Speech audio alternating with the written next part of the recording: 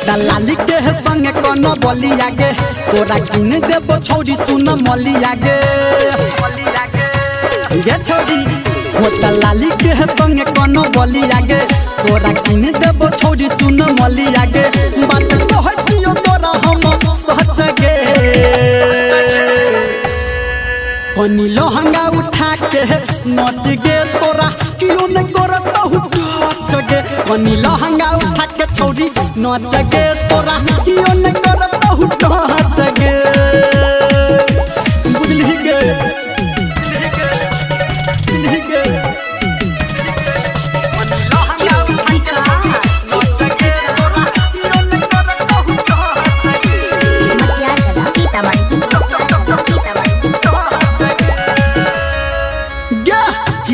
जातब के टोली गे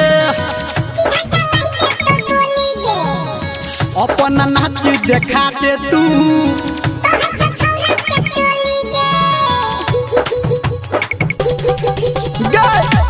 जातब के टोली गे सीधा चलाई दे तो गोली गे अपन नाच देखा दे तू छोरा के कहै छो टोली गे जिला मधुबनी चिए तू बच गे लहंगा उठा के नच गे तोरा क्यों न करत हूँ टच गे पनी लहंगा उठा के छौरी नच गे तोरा क्यों न करत हूँ टच गे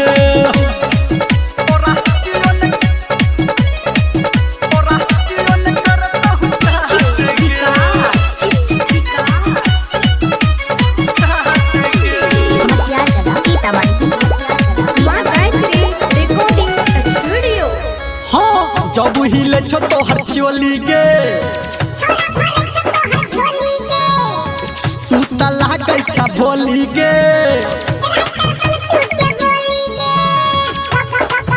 आय हाय जब हिले छो तोहर चोली गे छोरा भरे छो तोहर झोली गे तू त लागै छा भोली गे राइटर सन टूट के बोली गे धर्मेंद्र कहै छो हट गे पनी लहंगा उठा के छौरी नच गे तोरा क्यों न करत हूँ टच गे पनी लहंगा उठा के छौरी नच गे तोरा क्यों न